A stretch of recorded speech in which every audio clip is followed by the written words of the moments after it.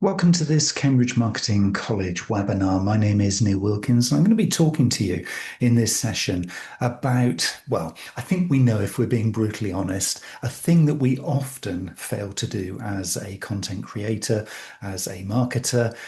And yeah, it is about this topic of simplifying complex messages for our customers and our audiences. And a lot of us, and I am looking in the mirror here as I say this, a lot of us create too much complexity. We over exaggerate the things that we say. We might make things technically complex because, well, we understand it and we expect that our audience probably would or should. It doesn't always work. And as consumers, we are on the end of this ourselves every single day. So, what we're going to do in this session is hopefully work our way through some frameworks and some templates and some techniques that you can use to simplify any messages that you might have that are particularly technical or complex, so it makes clarity for your customers, so the end result is positive for everyone involved. So what we need to do here is understand that this is about clarity in our communication, but without losing any credibility or accuracy. So when we start to simplify complex messages, what we don't want to do is just remove stuff for the sake of removing it. We don't want to be minimalist just for the sake of being minimalist. We need to ensure that we still get our message across, but don't add the unnecessary layer, if you like, onto it so that people either lose interest or they just don't understand it, or it just becomes too onerous for them to deal with. So why simplicity creates value is because complexity does not equal sophistication in the eyes of your customers. Often we think if we can make this sound really super clever, super complex and technical, well, people will be impressed. They're not. Customers only value what they can understand, and that'll be something that is a theme as we go through this talk. And of course, it's obvious, really, isn't it, that clear communication will reduce the friction, the perception of risk, and any fatigue that your target customer might be feeling as they're making a decision of whether to go for you or a competitor. So, a reflective question for you to be thinking about here is, where do you feel in your current marketing customers might most likely feel uncertain or unclear about what you offer? So just take a little moment just to think about, okay, when we talk, when we speak, when we write, when we publish something, where is the most likely point that we might be helping our customers to feel a little bit uncertain or unclear? Are there any times when we just do too much, when we actually push beyond what the customer actually needs in the communication? Now, that might be a question you want to take forward later and come back to, but it's a really important one because this is so personal to us as marketers and communicators. It is what we are doing literally day in, day out. And I am talking about myself here, so I am not perfect at this by any stretch of the imagination. I know sometimes my wife will say, "You're talking marketing speak again." And it's like, well, did it again. So I know I do this in a day-to-day basis. So it is all about just reflecting on, what do I do? And the same for you. What do you do that can be potentially points where you can do this improvement? And there is a cost of not doing this. There's a cost of just saying, "Oh, Neil, forget it. It's not a problem I have," because the common consequences of doing messaging or communications or publishing content that is over complex is that you will lower your engagement and conversion rates. People give up. You know what it feels like, when you're on the receiving end of this. It's just too much. I know I can get this somewhere else. I'm going to go somewhere else where it's easier. Longer sales cycles as well. Things that are over complex just take people longer. And we know that people won't give you time. People's time is very, very pressured and squeezed right now. So the longer sales cycles are going to be a consequence, not in a good way, of an over complex message. We know as well increased customer support queries. If people don't understand what they've actually bought into, a product or a service or something that you're offering, you are going to get increased numbers of customer support queries as people check in again. It's like, well, I wasn't expecting that, or I don't really understand this bit, or I can't work out how this product or service works. You've made it a little bit too technical for me. I'm not a technical person. The number of times I hear that phrase, "I'm not a technical person," that is how your customers are feeling. And of course, Big consequence is reduced trust and confidence. If they don't feel you're talking their language, and that is keeping it simple, then you're going to lose their trust and their confidence. So, which of these consequences, if you had to choose one, do you most recognize in your own marketing or sales results? Where are you seeing this play out? Because I bet you are. If you spend a little bit of time doing this, I know that there's one for me that would be, a key one, and it's the one at the top. It's the engagement and conversion rates. I know that with some of the stuff I do, I can lose people. It is just the way it is of the stuff that I talk about and how I do it. So I know I should be focused there. So choose one because that might be a good starting point for you on your journey. And when we say simplifying, okay, the alternative to being complex is being simple. So when we say simplifying, well, what do we really mean? I mean, it isn't removing important detail. It isn't dumbing down expertise, and it isn't oversimplifying a technical truth. If those things exist, they are real. So that's not what simplifying means. What it really means is that it's structuring the information clearly, it's prioritizing what matters most, and it's matching the explanation to the context and the lens through which your customer is listening or seeing or watching or reading. So think about those three things. They are really key here. It's structuring the information clearly, and not all information is of the same value. Some information as well needs to be very timely. It needs to happen early in the communication. Other stuff can be left till later. It's important. People still got to tick it off, but it might not be so urgent. And prioritizing what matters most, there will be things that you talk about that you're passionate about, or your business thinks, oh, we've got to tell them this because it's super important. But actually, it doesn't particularly matter to the customer. You've got to learn what that is by listening, actively listening, getting feedback, asking the customer potentially, did you need that bit?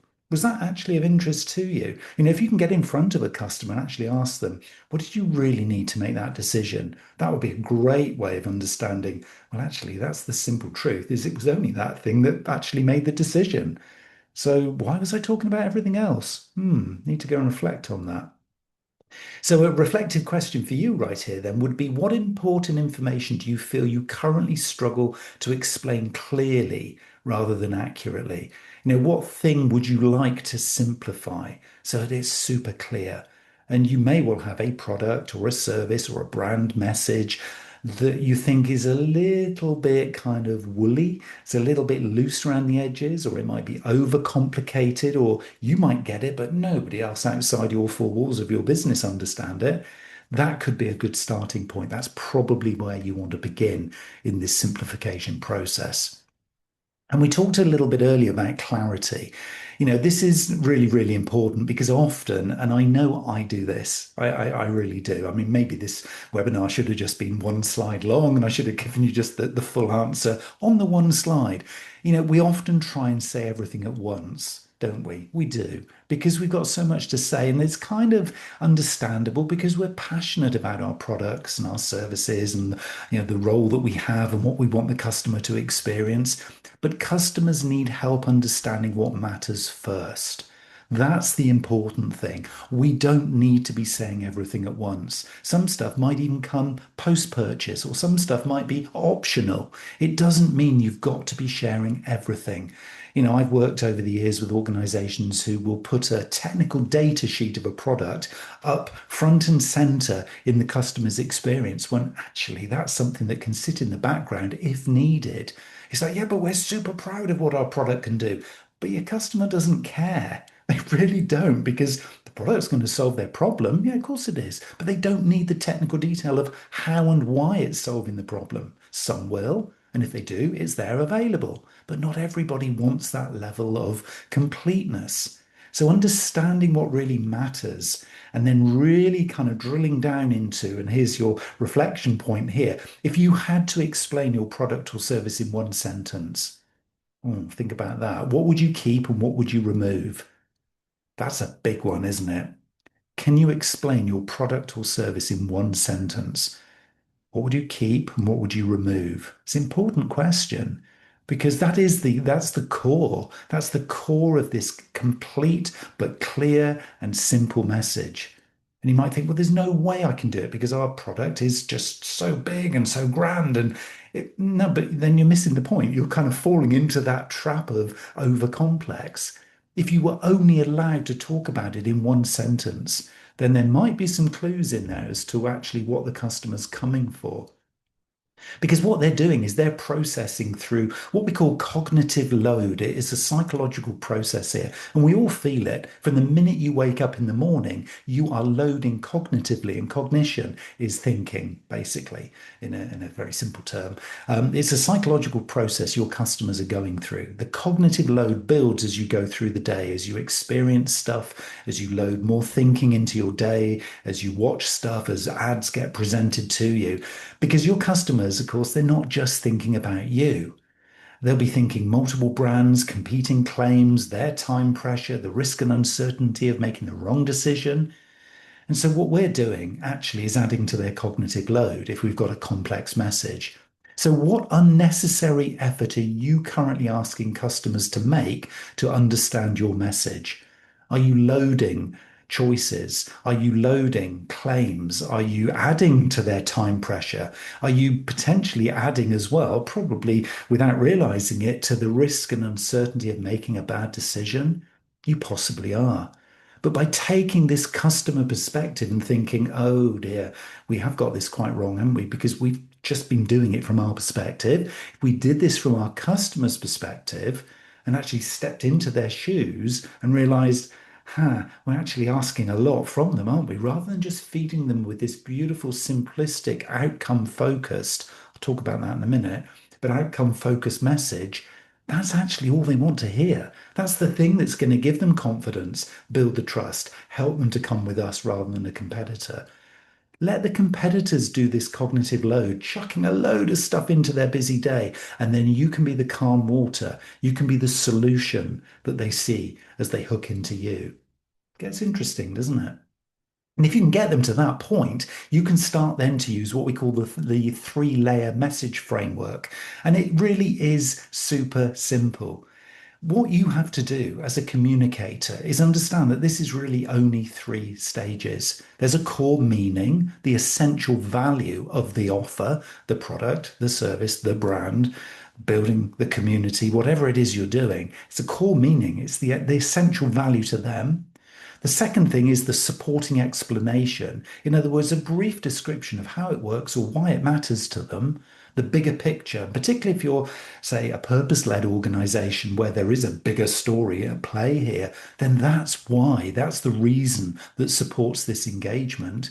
And then the optional detail. This is the one where most content creators and marketers fall, is the optional detail, the technical depth. Often that is not as deep as you think it is because people don't care. Now, what I'm not saying is you remove the evidence. You don't. You need that as a backup. You need it there to give you the confidence that, well, we did tell you that the options and the choices and the pricing and the technical layer and the details and those complex decisions, they were there for you to take if you wanted to, but they're optional.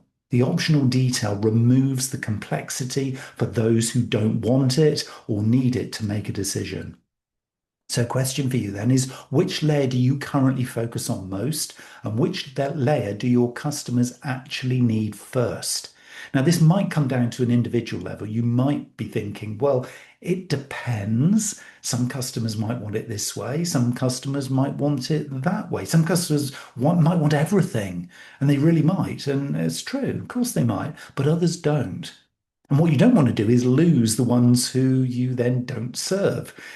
So it kind of begs the question, do we need to be doing all of this for each customer so they have a choice? And ultimately, the answer is probably yes. And that's why I'm talking about this real listening to the customer so that you understand their perspective. So when we use the word, and we often do, don't we, in marketing, we talk about personalization. This is at the core of it because it's the theme, it's the style, it's the depth, it's the amount of information that is as personalization, as well as it is the choice of the product or service. Most marketers would think personalization is aligning a product or service with an individual customer.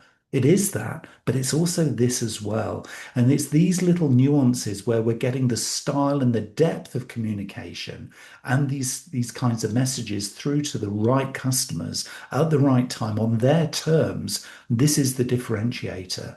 So this is true personalization if you can get it right. Now, if this all sounds a little bit too much and you don't feel you have the bandwidth to do this, well, you could describe it as hyper personalization, then there is a little trick that you can use which really helps to overcome the big amount of work that you might be feeling is sitting there in front of you. And that is to start with the outcome, not the feature.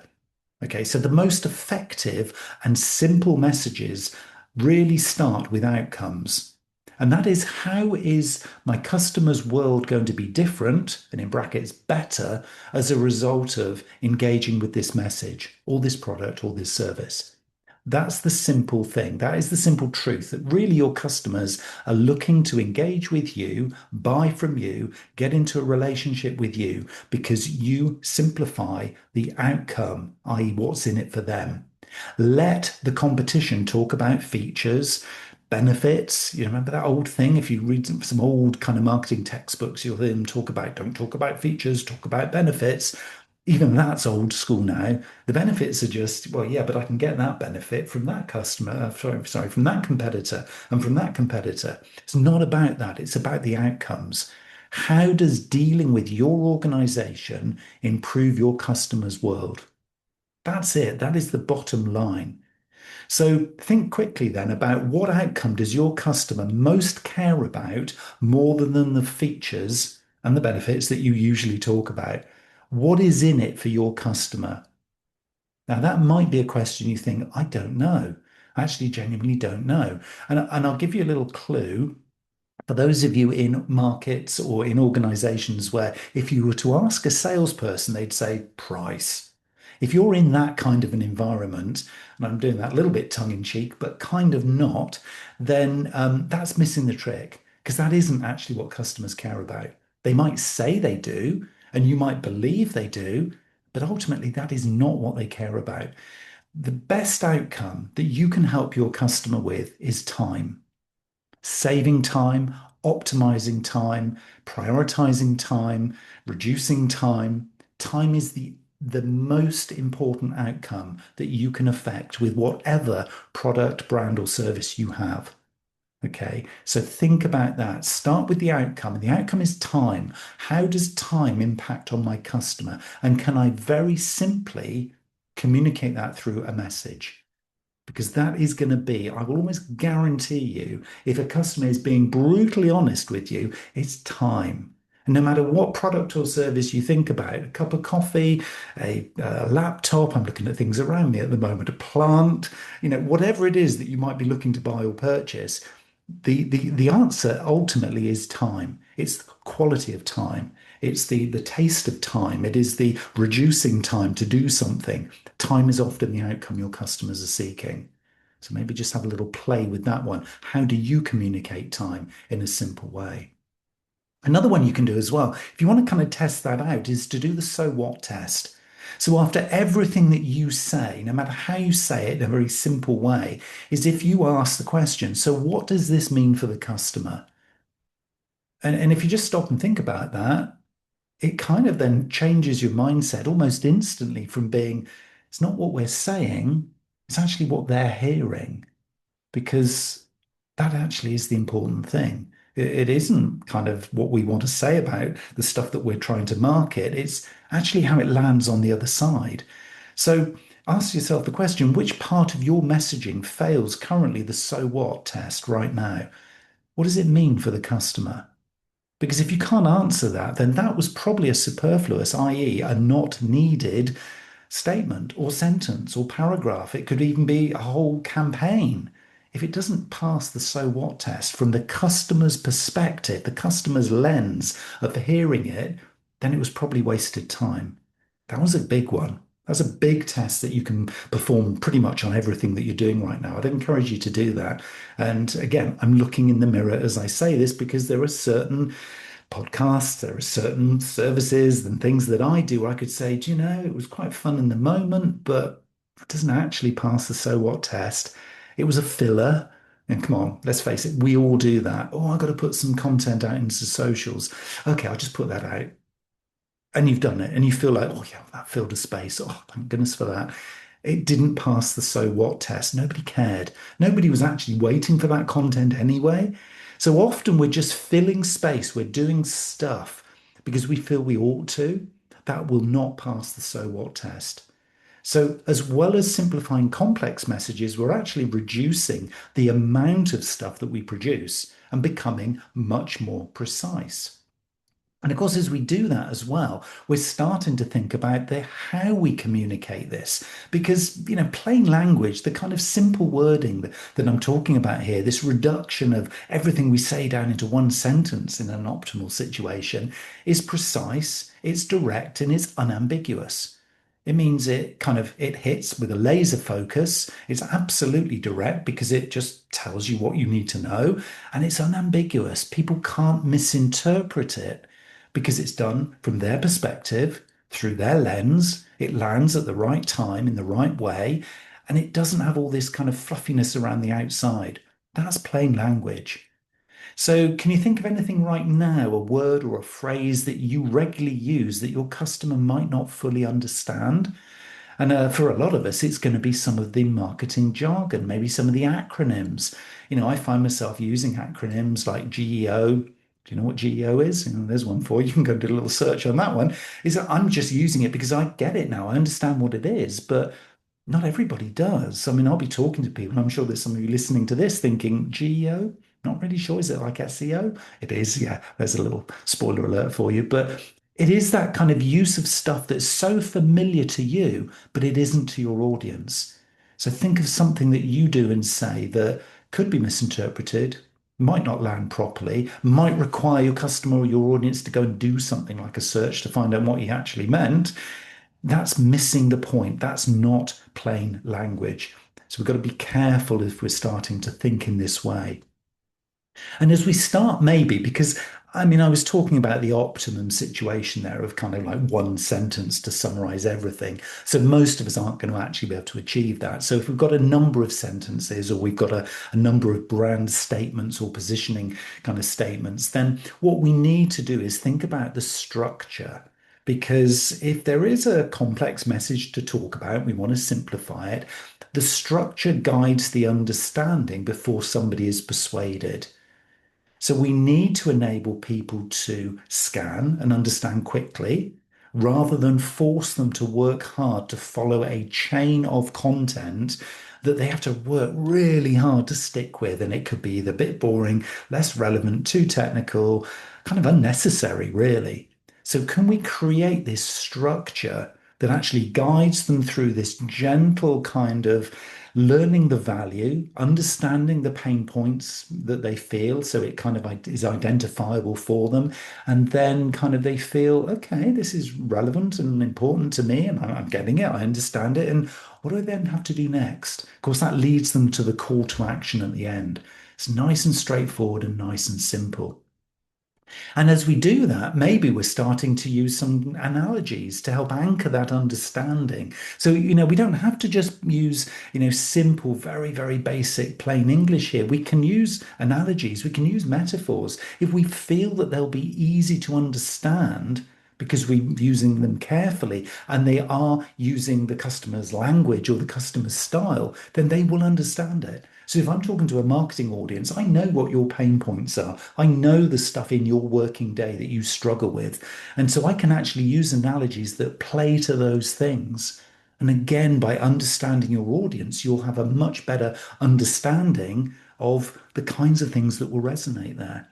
So think about what familiar concept could you use to explain your offer more clearly without oversimplifying it? Are there analogies you could bring into this storytelling? Because when we're simplifying stuff, complex stuff particularly, we just don't want to dumb it down so it becomes boring and uninteresting. We've still got to give it light and energy, and we've still got to let our passion come through. And often the analogies, so it brings it into your customer's world, can be a great way of doing that. So that can be an interesting way of planning and the structure, but also giving some kind of, yeah, storytelling concept to it. And what we'll need to do as we do this, and again, this is another little sort of idea that comes out of human psychology, which is about the concept of chunking information. Chunking information reduces overwhelm. It really does. Because if you creating this story, this kind of flow, if you like, of information, and you're taking out the complex stuff, you're keeping it nice and simple, but you're jumping around a bit. The story doesn't necessarily flow. You're not giving them chunks of information, chunks of stuff to digest so that they can move from one chunk to the next chunk to the next chunk. And you can literally hold their hand through this map, if you like, of information. Then if you don't do that, they are going to feel a bit overwhelmed. It's like, well, hold on, you just said this, now you're saying that. Remember the cognitive load? So what we want to do to keep them on the journey is to chunk things that are, associated with other things. So breaking a long explanation into smaller, clearer chunks, but also keeping those chunks in one area could be a useful thing. So it could be that, okay, now we're talking about this. And now we're going to move to this because you need to understand this for that to make sense. So we're going to chunk this, but we're going to do it in small, little bite-sized chunks. But all of these little chunks, they're going to relate to one piece of information. And then we'll move on to the next one. And in lots of ways, in this very simple sense, you could say, well, that's breaking down great long paragraphs in a blog into little bite-sized sections, or maybe using bullet points, for example, to chunk the information on a particular topic. So it is that simple. None of this stuff is really rocket science. And when you stop and think about it, it's like, oh yeah, we've got this lovely paragraph that we're really proud of. But actually, when I look at it on the page, wow, it's a bit long, isn't it? Yeah, it's a bit heavy. It's like and I always describe it as a wall of words. Um, it's a hard thing to digest. It's a real off-putter. So breaking it up is a great way of doing that. And it isn't about kind of simplifying for the sake of it. And it isn't about saying, okay, I'm going to remove a lot of stuff so that we're going to kind of almost oversimplify. The clarity mustn't become an exaggeration of just the key points so that what you're doing is actually repeating the same thing. Because what's going to happen then is you're going to be including things in those chunks or in those bullet points or in those statements that become a little bit over focused. And then there is a danger. The customer says, well, look, you've really emphasized that in the one sentence that you've used to describe that. You've oversimplified it. So it must be really, really important. And then they take too much meaning out of it. So there's a balance to strike here. What I'm doing is I'm kind of hopefully giving you both ends of the spectrum, from being way, way too complex and technical for somebody to even start to look into, to being so simple and so easy that it becomes actually meaningless. The balance is somewhere in between. So you can reflect at this point then, are any of your claims vague, inflated, or difficult to evidence if questioned? Because that will enable you to kind of see where you sit on this spectrum from the totally overcomplicated and overcomplex to oversimplified. We need to kind of get a balance somewhere in the middle. That's going to be really important.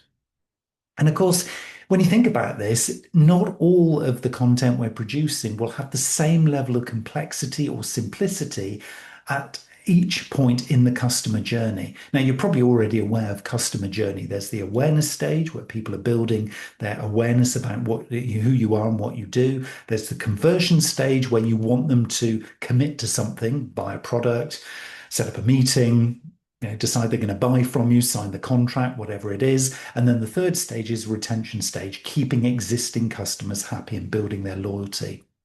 So different stages need different levels of detail. At the awareness stage, it's pretty obvious, isn't it, that we need to reduce the complexity because people are just browsing. They're just coming in to kind of suss out whether or not you're the kind of brand or product that they're looking for. Conversion stage, yeah, they want to go a lot deeper because if I'm going to commit to you, I need to know what I'm signing up to. And that's where obviously case studies, technical data sheets, so that they can see how they're going to be using the product or service, testimonials, that level of detail comes around the conversion stage. And the retention stage, well, again, that could be a different level of detail. Again, as people start to use the product or service, they're probably going to need the support. They're probably going to need hand holding. So you can maybe up the ante of the complexity maybe there. but too many marketers want to load the awareness stage with too much information. People are not ready at that stage. They are sussing you out. That's basically what they're doing at the awareness stage. To be in the game for the rest of the journey, what you need to do is make sure very, very clearly that you are in the game. So reducing and not overloading content or complex messages at the awareness stage is a key one to hook people in. So when you see it kind of, talked about hooking a customer, getting the customer's attention. Gary Vee talks a lot about getting customers' attention. You've got to get the eyeballs. You're not talking here about technical detail. You're getting an attractive, simple offer on the table to hook somebody in. That's what you're talking about. So balancing the complexity and simple messages across the customer journey is key. It kind of is a phase two in all the things that we're talking about, but it's very, very important to do. So I would encourage you to think about that. And of course, simplifying for different audiences is something that we've already mentioned a couple of times. And it's important because one product, for example, may need multiple explanations. I'm not trying to dumb down the complexity and the amount of time you'll need to spend to get this right. Because, of course, if you think about an individual product, if this is going to land properly with different customer personas, then the chances are they need a different story. So you've got to give maybe different styles of explanation based on how technical a person is or how experienced a certain segment or persona is. You've got to then be sort of thinking about which audience types do I have who need different versions of a message. So you might have one product or service, but it has different versions in the way that it's marketed because of this level of simplicity or complexity that's required by the customers this product's going to serve. So that's again another one to think about. So think about which two audience types in your experience here, in your organization, would need different versions of maybe a single message that you're putting out right now, because it becomes then much more about what does the customer want to hear or see than it does what does this product say, because the product might need to say a lot of different things to meet those audience needs. Remember, right back at the start of this, that was an important key building block in this. And of course, when it comes to adding, I've talked a lot about words, but when it comes to adding the visual assets around a piece of content or a message, they should help to explain, not decorate. And again, as I say this, I'm rolling my eyes at myself here because I think, how many times do I decorate stuff? I do a lot.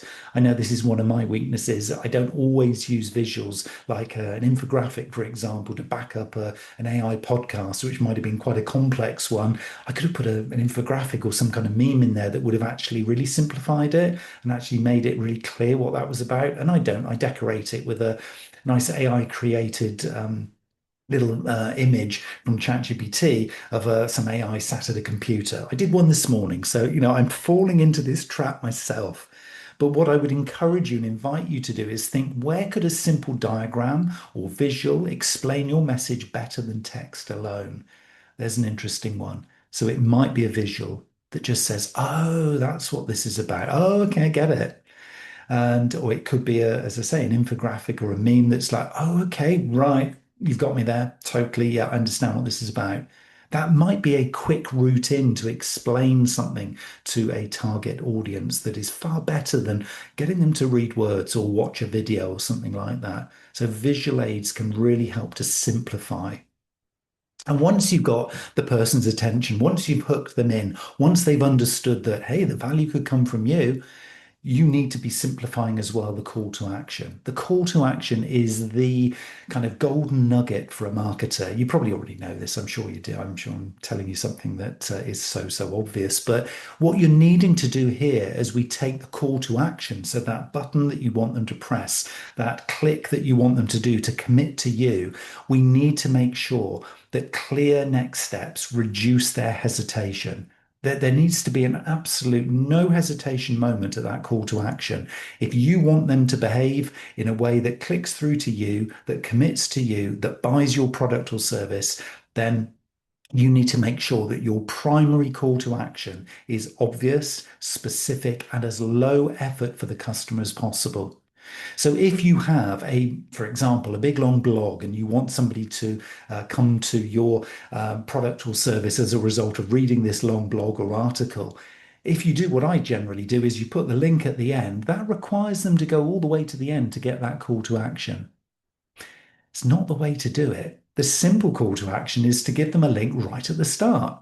If you're interested in this topic, click this link. If you're not and you just want to read about it, read the blog or article. So putting the call to action in the most easy space for that person to commit is the key. And it isn't necessarily always the place you think at the end of them having to do something. It might be right at the start. So just think and reflect on where you put your calls to action, because that's going to be key. And then when you take this stuff into the wild, you can start to test. Maybe your next article or blog, you do it at the end. The future one that you do it at the beginning. And clarity for this kind of thing, the outputs, the conversion rates, all those kinds of things, you need to test them, not just assume them, because you and I don't really know how that's going to work in your particular instance. So wouldn't it be much better to actually test? So, who could you ask to explain your message back to you to test whether it really works? So, if you're putting a message out there, if it is this simple one sentence or it is this new style of portraying your product or service, who could you ask? Yeah, it could be a colleague, it could be your agency, it could be a friend or your partner or whoever, but wouldn't it be good if it was actually a customer? Wouldn't it be great if you could sit down with a friendly and actually say, look, we put this stuff together. I'm just really interested in your valued opinion on actually what this means to you and actually work through it with them. Yeah, wouldn't that be great? And certainly in B2B sort of situations, a lot of the time you can do that because if you've got a good customer relationship, they'll often, oh, you want my opinion? Oh, great. Yeah, of course I will. Because it makes them feel important because they are important. And if it's business to consumer, you might want to do a little focus group. So if you're selling products online, so e-commerce, etc., you might want to try and see if you can invite a few customers in to go through a little consumer focus group. That would be really interesting because you can't assume that what you're doing is having the optimal impact. You could be doing better. And the doing better can also be using AI. So you could use AI to do the test for clarity, but you can also use AI in a obviously responsible way to simplify your messages. AI will support simplification, but it still requires your human judgment. So at the end of using AI to critique this new style of communication, yeah, why not? I would, and I do regularly. But it's also then remembering, yeah, but it's still my optimum decision as to whether we go for version A or version B, even though I've tested both. And AI says it's A. I've got a feeling it could be a bit more B. I'm going to go with B because I just know it's going to be B because I've got the evidence. And even though AI is saying it's A, it's my decision. So think about where could AI help you both simplify or rephrase content faster without changing its meaning. That's probably jumping into ChatGPT and choosing a piece that you've already got and say, could you actually rephrase this or reword this or simplify this to make it work and read quicker, but without changing its meaning and see what it comes back with and then test. Maybe use a different AI to actually test the before and after impact. I often do that. I'll use one AI to kind of work off the back of the other one. So often, if I'm doing a fact check, for example, I use Perplexity to fact check something that GPT comes up with, and vice versa. And of course, because they're different, very, very different in the way that they operate and work, and they are competitors to each other, they'll often identify things that if you still ask ChatGPT to critique itself, it wouldn't then be able to identify it. So often using two hand in hand can be quite interesting. And that will help you then to avoid what we might call the common mistakes, which is very much as we're seeing here, assuming knowledge, assuming your customers actually understand what you're talking about, overloading those first messages in that, particularly the awareness stage of the customer journey. And also the key one, and this one is absolutely tragic, isn't it now? Now we've kind of talked our way through this, hiding the value behind jargon.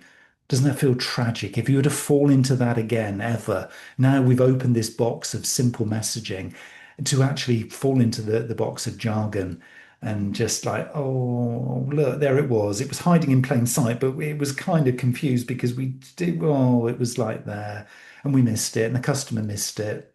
So, which of these mistakes do you personally need, do you think, to stop making most often? Overloading first messages, assuming knowledge, or hiding value behind jargon? For me, it's the assuming knowledge one. I do often assume that people know and are watching stuff and looking at the trends and researching as much as I am, and generally people don't. So, I kind of need to remember that, okay, take it back a few steps, Neil. Start from the basics, start from the beginning, and then we'll kind of keep the audience on board. So I have to kind of check that one. But what about you? Or which one particularly is a mistake that you fall into? And it probably is one of these three. There's probably one of these three that would be useful for you to kind of focus on first. I know that assuming knowledge is the one that I often fall foul of. And once you kind of get your head around that and you start to kind of work with that, then you can follow a very practical workflow to simplify what you need to do going forward. And so the first thing then is obviously identifying that core value. It is really going through that exercise of, can I drill this down into one sentence? It's defining the customer outcome. Remember that time was in there. That was an important one, but you might know some other stuff from the research that you've done. Removing non-essential detail, we can all do that. Less is more here. I think we've kind of established that now. Structuring clearly, we've got that three-step framework, it's really important. And remembering that optional, technical, or complex layer that for some people is important, but it's optional. That's a clear thing that needs to go into the structure. And then test and refine. You probably won't get this right first time. We might get some improvements, but it probably won't be 100% right. So test, refine, really important.